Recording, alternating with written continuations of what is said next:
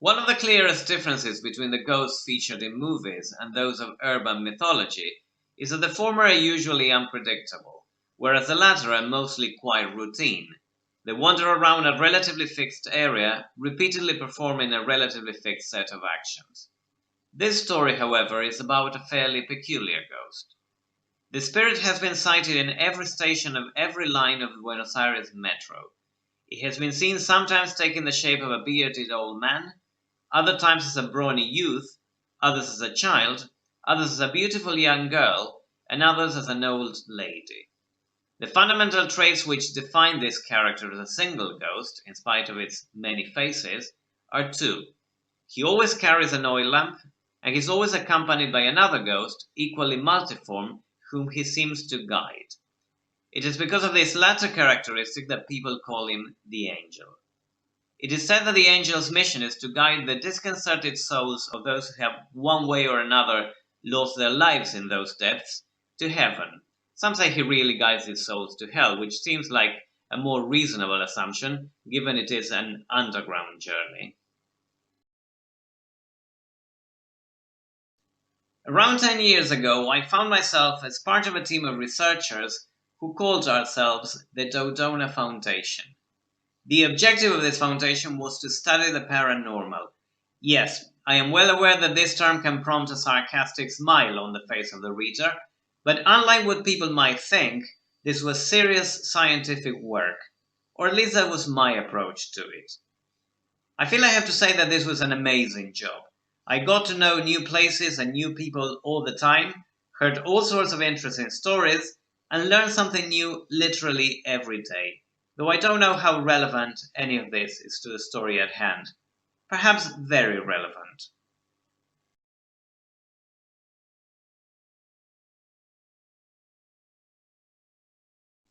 The point is, I had the chance to do research on the case of the angel, and believe it or not, I even managed to take a picture of him using a camera I designed myself for the occasion.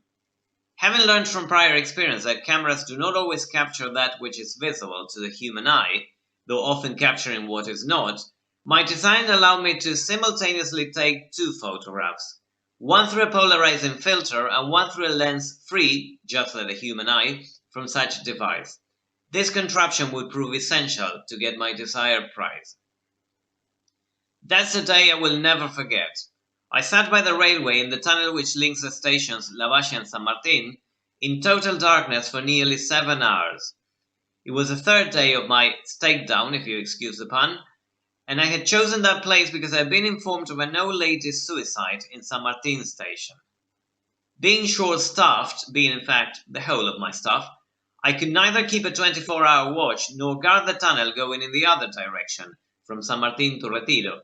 So the idea that the ghost might have made its appearance while I was out, or that it might have chosen the opposite path, had kept popping up in my head during the long wait. I was musing in fact about that very thought when I saw a dim light in the distance. The light approached slowly until I could make out the oil lamp. Although in my job I had never heard of a ghost attacking anyone, I feared of what could happen if the angel noticed my indiscreet presence. But I wasn't going to let fear ruin what I thought was the opportunity of a lifetime. Although I did not think darkness could hide me from his supernatural senses, I instinctively withdrew deeper into it before I prepared to take the photo. The ghost kept approaching. Everything was silent except for some train in the distance, and I tried to breathe as slowly as possible to keep it like that, but my heart was beating too fast. Finally, I could see him clearly. He looked like a little boy. The suicidal old lady, whose face I recognized from the papers, was right behind him. I raised my camera and clicked. I photographed both of them. Neither of them seemed to mind. My picture appeared in every major newspaper and even on national TV, but unfortunately the audience received it with as much apathy as the souls it portrayed. Time went by and the Dodona Foundation lost its benefactors and ended up in bankruptcy. I had to go looking for another job and unable to find one where my skills were of any use, I was forced to take up a position at an office for which I was barely qualified. 6 months ago, I found myself on a train in the same tunnel I had once waited to take a picture of the angel. A criminal who misunderstood my fumbling through the papers in my pocket as a refusal to deliver shot me twice.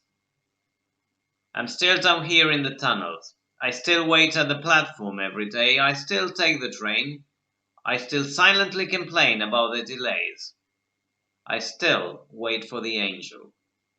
I wait for him to take me to heaven, which is in a sense what I've always expected of him, only this time it's more literal. And yes, to heaven. There is no doubt in my mind that that is where he takes us. Wandering day after day around the same paths, performing the same actions under the same monochromatic light, the Greeks knew it. That is hell.